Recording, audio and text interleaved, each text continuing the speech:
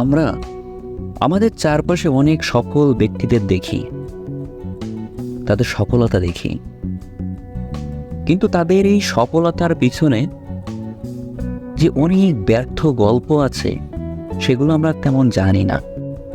তারা এই সফলতা অর্জন করতে কতবার ব্যর্থ হয়েছে, কত চেষ্টা করেছে, কত মাথার ঘাম পায়ে ফেলেছে, কত রাত ঘুমায়নি, কত রাত কেঁদেছে, দুমড়ে মুচড়ে গেছে, তবুও তারা পিছনে তাকায়নি, উঠে দাঁড়িয়েছে, আবার চেষ্টা করেছে, তারপরেই সফল হয়েছে।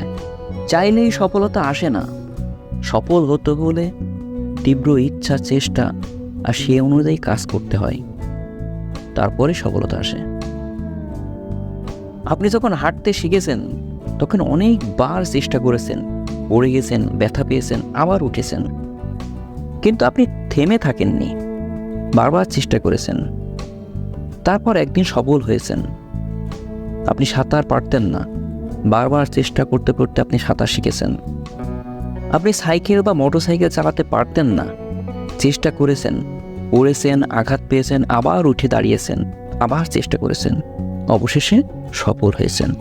কিন্তু ছোটবেলায় কোনো কিছু করে ওঠার জন্য আপনার একটা তীব্র ইচ্ছা, চেষ্টা এবং দৃঢ় মনোবল ছিল। এখন আপনি ভেবে দেখেন তো, আপনার সেই রকম ইচ্ছা, চেষ্টা আর মনোবল আছে কিনা? দেখবেন নাই। আপনার কখনো মনে হয়নি যে আপনি পারবেন না। আপনার সবসময় মনে হয়েছে আমি পারবো, এটা সহজ বিষয়, আমি পারবো। আমরা টেলিভিশনে বাঘ বা সিংহকে, হরিণকে তাড়া করতে দেখি, তাড়া করে ধরে ফেলতে দেখি। বাঘ বা সিংহ যখন হরিণের পিছনে ছোটে, তখন ওই হরিণকে লক্ষ্য রেখে সে ছোটে, আশেপাশে কোনো দিকে তার খেয়াল থাকে না। ছুটতে ছুটতে একসময় হরিণকে ধরে ফেলে, সে সফল হয়।